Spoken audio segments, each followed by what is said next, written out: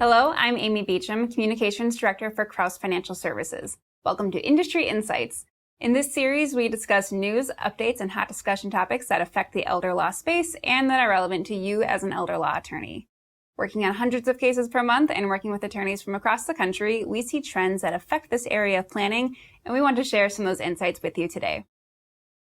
Today we have our Legal Affairs Advisor, Andrea Gage-Michaels, to discuss an important topic many elder law attorneys might not be equipped to recognize: elder abuse. Welcome, Andrea. Thank you so much for having me. So can you start by telling us a little bit about your background with elder abuse victims? I'd be happy to. Prior to joining Krause Financial Services as the Legal Affairs Advisor and opening my own private practice, I worked for the Elder Rights Project at Legal Action, where we worked with victims of elder abuse, and that was defined as people who were 60 and over who were victims of crime. And I know it's a broad term, but can you define elder abuse for us and describe some of the different forms that it can take?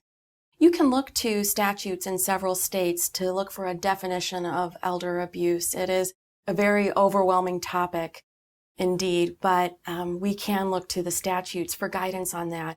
In Wisconsin, elder abuse is defined as physical abuse, emotional abuse, sexual abuse, financial abuse, or unreasonable confinement or restraint.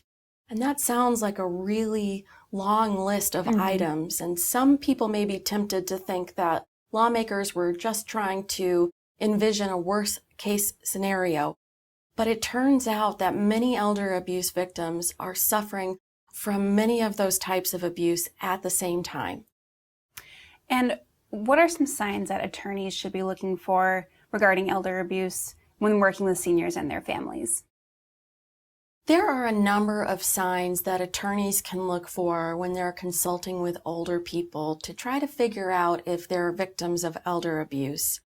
Sometimes you can tell from the very first meeting if you've been contacted by the adult child or spouse of an older person or a loved one who is very insistent that the older person in their life needs to consult with an attorney. That can be a warning sign. If they arrive at the appointment, are very insistent that they're part of the meeting, you can really start to spot some red flags that the person that they're accompanying may be the victim of elder abuse. Sometimes, though, they can come across as very friendly, and the potential client themselves is very eager to have them in the meeting.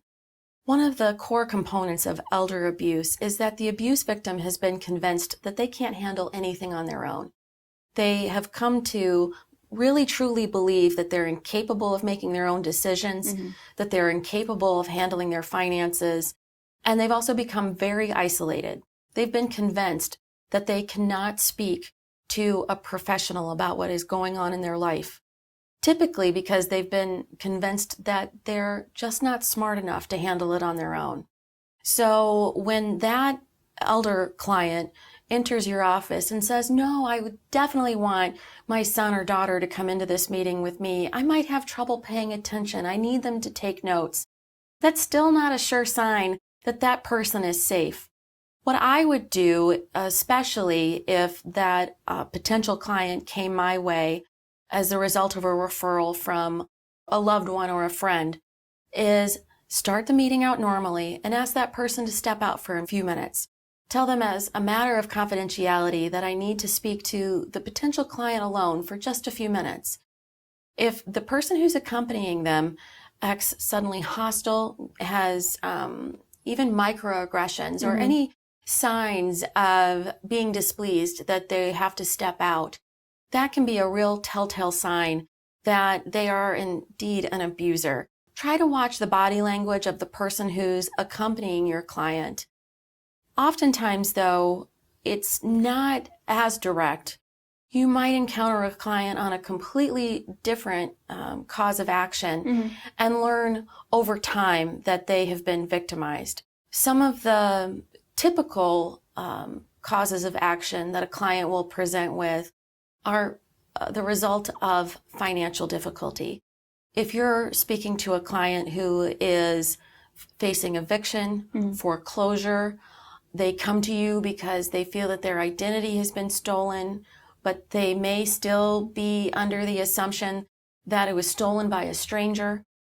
If they're vaguely complaining of financial difficulties or any signs that they're having financial difficulty can be a sign that they're the victim of elder abuse. One of the reasons that elder abuse is so pernicious is because abuse victims don't always recognize that they're the victim of a crime. Sure. Because their abuser has been so successful at making them believe that they are incompetent when it comes to handling their finances, they may not realize that what is going on with them is the direct result of somebody taking something away from them or mistreating them. Sure. Now, if an attorney does recognize signs of elder abuse with their clients, what do you recommend that they do? I would recommend that attorneys really focus on listening. Elder abuse victims have a very difficult time coming to terms with the fact that they are indeed victims.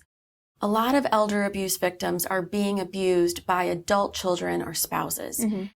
And when it's a spouse, because our society has come along so far in recognizing the signs of domestic abuse and what a person should do in response, they have a little bit easier time coming forward and exiting that situation. When somebody's being abused by an adult child, the guilt and shame that's associated with that is compounded because it's their child. Sure.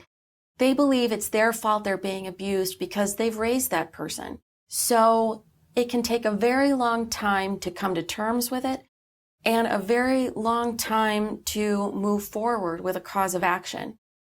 If you're working with a client who is coming to you with an entirely different situation and you start to suspect that they're the victim of elder abuse, I would strongly encourage taking notes every time they mention that situation and bringing it up in the conversation at an upcoming appointment, at another encounter, and pledging to work with that client. Sometimes a friendly voice, whether it's a neighbor, it's a loved one, or a trusted attorney who's been helping somebody on their will or helping somebody with their end-of-life planning, that friendly voice and that encouragement can be what it takes to help that elder abuse victim to go from victim to survivor. Sure. That's wonderful information.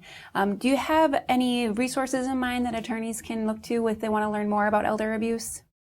I would strongly encourage elder law attorneys to consider branching out and expanding their services. If they haven't provided family law services in the past and are reticent to take on injunction cases, elder at risk injunctions or domestic abuse injunctions, or the terminology that they go by in your jurisdiction, I would strongly encourage elder law attorneys to take a look at that and consider adding it to their practice, whether it's studying up a little bit on something they may have not done in a while, or adding practitioners to their firm that can broach those areas. I would strongly encourage elder law attorneys to really take a holistic approach. If attorneys are working together and working collaboratively across practice areas and doing what it takes and working in coordination with social workers, with counties, with different providers, such as civil legal aid providers who may be able to step in and work on the abuse portions and those causes of action. If we're all working together, then we can really make some major strides in reversing this terrible trend of elder abuse. Wow. Well, thank you. That was some really enlightening information, and I'm sure our audience will really love hearing about this. Thank you. So thank you again, Andrea. And for more information on how to recognize the signs of elder abuse and the steps you can take to help your senior clients, contact Andrea and the rest of our legal team at 855-552-5893. Thanks for watching.